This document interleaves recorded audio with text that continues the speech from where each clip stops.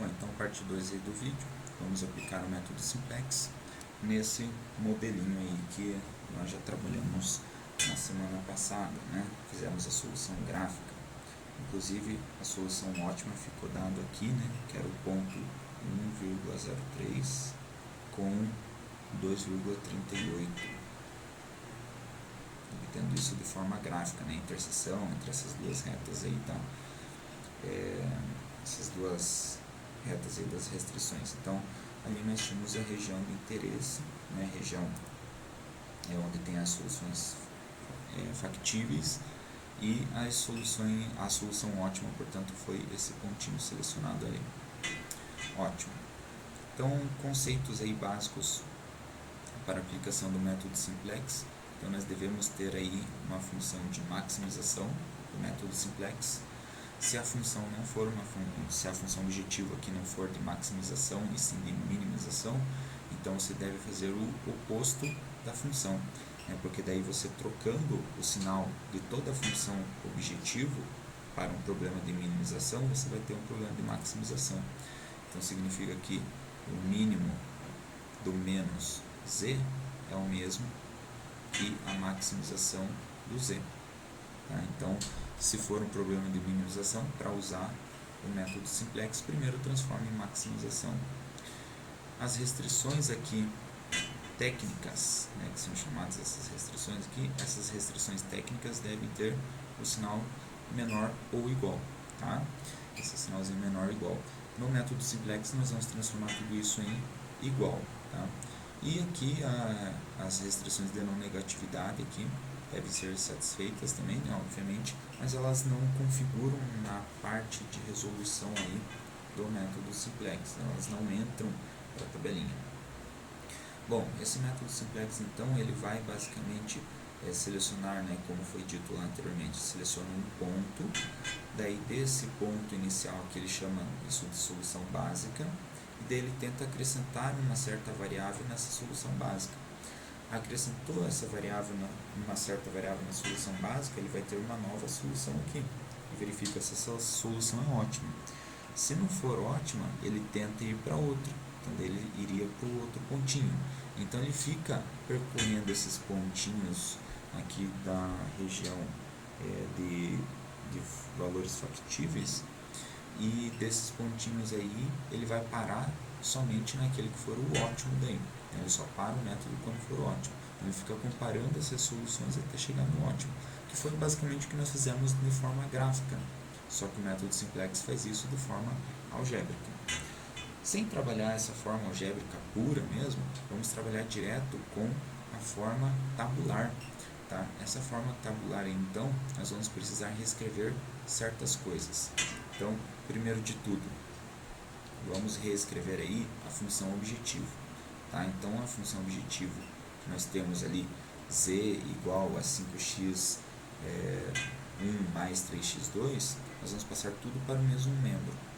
Então vai ficar z menos 5x1 menos 3x2 igual a zero. Então todas as restrições e a função objetiva nós vamos fazer assim, tudo igual a um certo número. Tá? Nesse caso aqui ficou igual a zero porque passamos tudo que tinha nesse segundo membro da igualdade para o outro lado. O segundo passo é reescrever de fato as funções, melhor dizendo, as restrições, né? Então, essa primeira restrição ali é 3x1 mais 5x2, e daí nós devemos escrever que ela deve ser igual a 15. Tá? Então, não deve ser mais menor ou igual a 15, agora ela deve ser igual a 15. Bom, para que isso fique de fato igual, veja que você tinha ali no símbolo de menor que esse primeiro lado, ele é menor do que esse segundo lado, certo? Então, o primeiro membro aqui da desigualdade, ele está dizendo que é menor do que o segundo membro da desigualdade, tá? Menor ou igual. Para que de fato fique igual, veja que esse primeiro lado, ele precisa ter, né, para que fique aqui do mesmo tamanho, que fique com a mesma quantidade, ele precisa de uma nova unidade aqui. Essa nova unidade vai ser chamada de variável de folga, tá? Então, aqui eu vou chamar a primeira variável de folga, vou chamar de Tem gente que chama de xf1, eu vou chamar de x3 mesmo, tá? Sabendo que esse x3 aqui vai ser uma variável de folga. Vou fazer o mesmo com a próxima restrição. Então, na próxima restrição ali, 5x1 mais 2x2 mais uma certa variável de folga, que nesse caso eu vou chamar de x4, isso vai ser igual a 10. Então, reescrevendo todas essas restrições aí e a função objetivo com igualdades, agora nós podemos montar a tabela para resolver esse probleminha aqui de forma tabular, tá? Então, vamos resolver aí com o método tabular. Método tabular. Nesse método tabular, existem várias formas diferentes de representar ele, tá? Mas eu costumo representar ele da seguinte forma. Eu coloco aqui uma coluna que vai ser chamada de base, daí coloco uma coluna aqui que vai ser o z, depois a coluna das variáveis, as variáveis de decisão que existem, o x1 e o x2, vou colocar aqui também as variáveis de folga, x3 e x4, então tudo isso vai fazer parte das variáveis do sistema, e uma última coluna aqui, que é o lado direito das igualdades, né? O RHS, também chamado de Right Hand Side, Right Hand Side. É um trava-línguas aí, né? De falar, ainda mais com o inglês texano, né? Mas enfim, é o lado da mão direita, tá? É o que vem depois do sinal de igualdade, que vai ser essa coluna B. Então aqui, tendo essas colunas bem definidas, costumo fazer essa separação aqui e essa separação aqui. E agora vamos ter aqui, portanto, deixa eu separar aqui também, vamos ter aqui, portanto, 3 linhas, que eu vou chamar de linha 1, linha 2 e linha 3, tá? Dessas 3 linhas aí, a primeira linha nós vamos colocar justamente a função objetivo, simplesmente os coeficientes. Então veja que aqui o coeficiente do z é 1, então vou colocar aqui 1. O coeficiente do x1 é menos 5, então vou colocar aqui, ó, menos 5. O coeficiente do x2 é menos 3, então vou colocar aqui menos 3. O coeficiente do x3 e do x4 não tem aqui na primeira equação, né? Então não tem nada, significa que é zero. E o lado direito também é zero, então o b, o coeficiente ali, também é zero. Agora, a segunda equação. Bom, na segunda equação nós não temos o z, né? Veja que não tem z aqui. Então, vou colocar 0 como coeficiente. O x1, o coeficiente é 3. O x2, o coeficiente é 5. O x3, como aparece aqui, o coeficiente é 1. O x4 não tem nessa equação, então o coeficiente é 0. E o termo independente é o 15. Na terceira e última linha da tabela vai a terceira equação. Então, coeficiente 0 para z, porque não tem z aqui. Coeficiente 5 para o x1. Coeficiente 2 para o x2. Coeficiente 0 para o x3 e coeficiente 1 para o x4 que apareceu aqui. E o 10 é o termo independente. É só aumentar aqui um pouquinho essas linhas. Então, nós temos aí basicamente a nossa tabelinha montada. Tá? Dessa tabelinha montada, nós vamos representar aqui agora o que está pertencendo à base.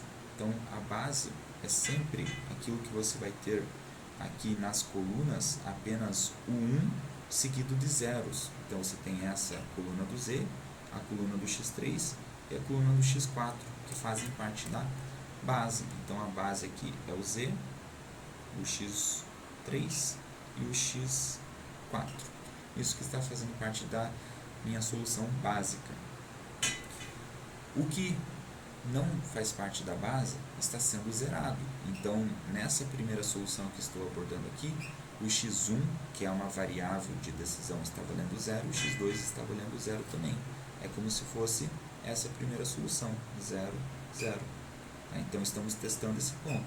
Bom, se o x for 0 e o y for 0, ou melhor, se o x1 for 0 e o x2 também for 0, a função objetiva vai ficar com zero.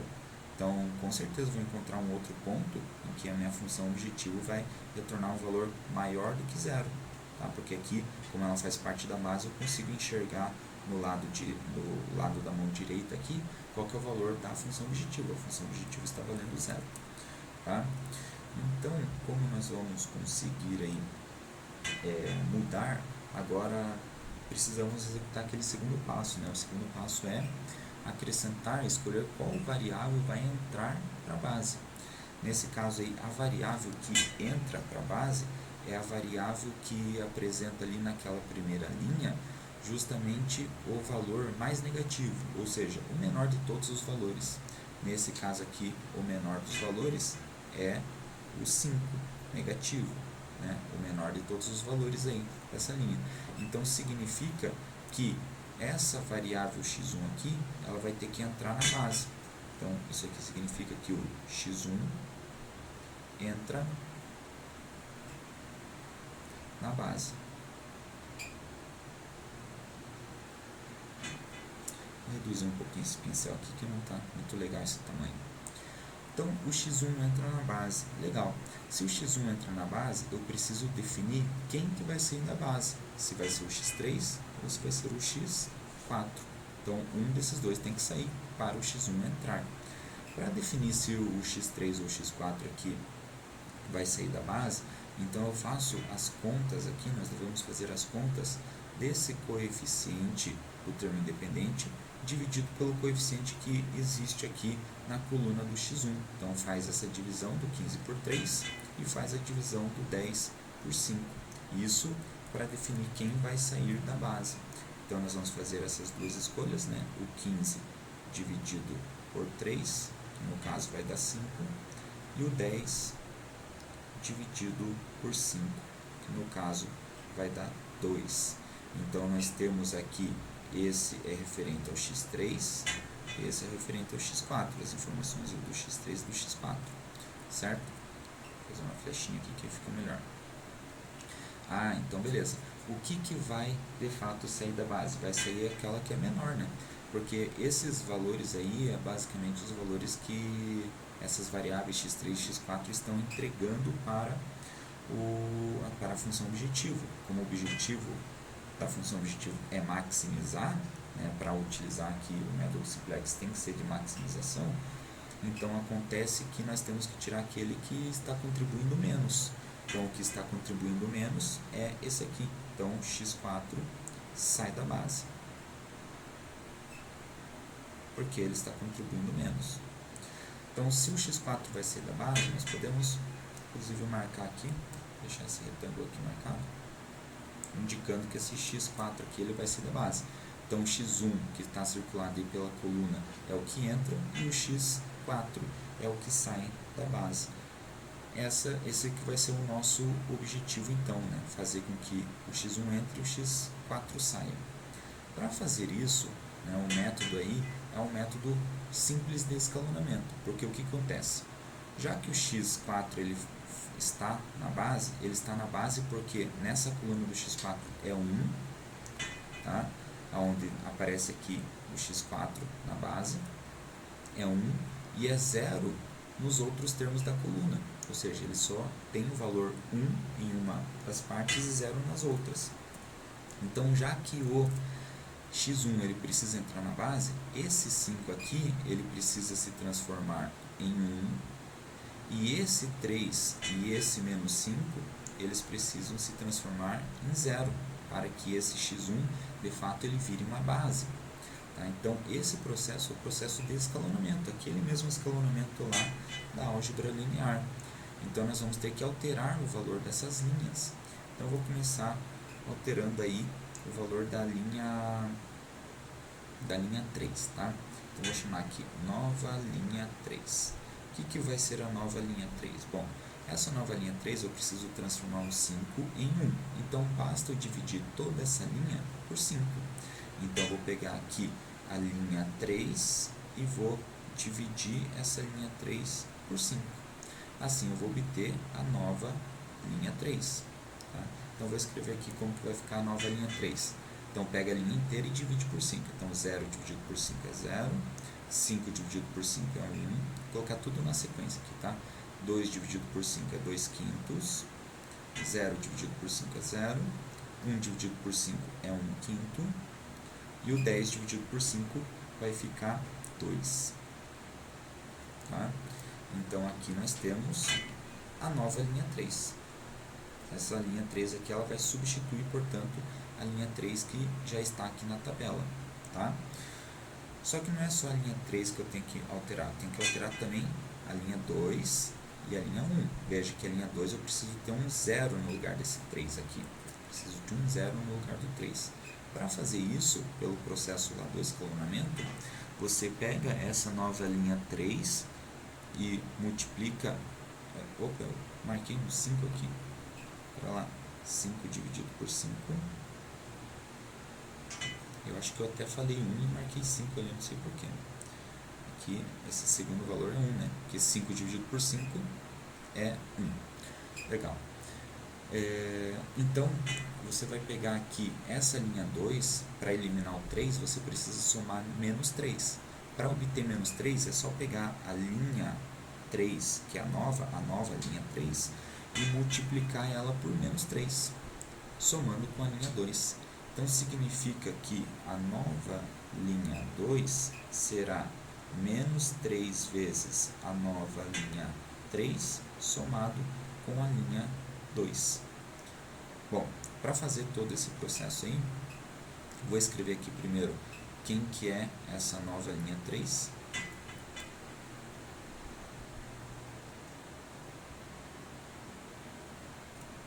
Tá? Essa nova linha 3 multiplicado por menos 3, então vai ficar 0 vezes menos 3 dá 0, 1 vezes menos 3 dá menos 3, 2 quintos vezes menos 3 vai ficar menos 6 quintos, 0 vezes menos 3 vai ficar 0, 1 quinto vezes menos 3 vai ficar menos 3 quintos, e o 2 multiplicado por menos 3 vai ficar menos 6. Legal. Vou reescrever aqui também quem que é a linha 2, né? Vou copiar ela aqui para poder fazer essa soma com mais tranquilidade. Então, a linha 2, simplesmente copiando ela, é 0, 3, 5, 1. Vou pegar aqui 0, 3, 5, 1. E daí era 0 e 15. 0 e 15. Então, agora, de fato, eu vou fazer a soma entre essas duas aí. Então, fazendo a soma termo a termo, 0 com 0 é 0. Aqui, menos 3 com 3 vai ficar 0. Menos 6 quintos mais 5. Menos 6 quintos mais 5. Deixa eu jogar aqui na calculadora. 19 quintos. 0 com 1 é 1. Menos 3 quintos mais 0 é menos 3 quintos. E o menos 6 somado com 15 vai ficar 9. Ah, legal. Então, nós temos aqui, ó, nossa nova linha 2. Bacana? Bacana. Agora, precisamos da nova linha 1. A nova linha 1, vamos estudar lá, ver como que vai ser feito. Essa nova linha 1, precisamos, então, eliminar o menos 5. Para eliminar o menos 5, né, transformar ele em 0, precisamos somar 5. Para somar 5, eu posso pegar a nova linha 3 e multiplicar ela por 5. Né? Então, vai ser aqui 5 vezes a nova linha 3 somado com a linha 1 de fato. Então, pegando aqui de novo, né, 5 vezes a nova linha 3 primeiramente, nós vamos ter o seguinte: 5, a nova linha 3 está aqui em cima, 5 vezes 0 é 0, 5 vezes 1, 5, 5 vezes 2 quintos vai ficar 2, 0 vezes 5, 0, 1 quinto vezes 5, 1, e 2 vezes 5, 10.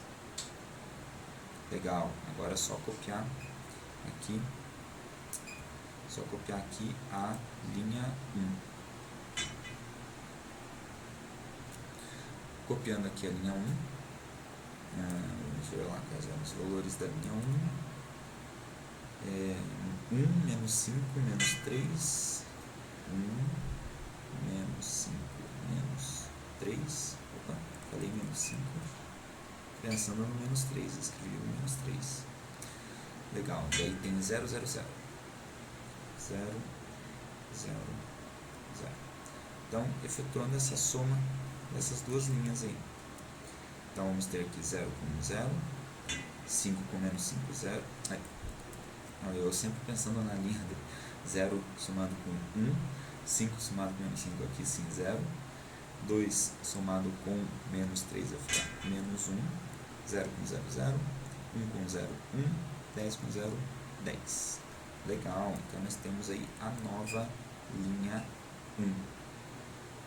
Todos esses resultados aí, nós vamos montar a tabela novamente com esses valores e dessa nova tabela vamos fazer o teste, né, verificar se de fato é a solução ótima ou não, e se não for a solução ótima, nós vamos repetir o processo. Né? Então, para que os vídeos não fiquem aí muito longos, eu vou pausar esse vídeo aqui agora e vou começar a nova tabela já com ela construída. Tá? Então, vou simplesmente construir a nova tabela e começar um novo vídeo após isso.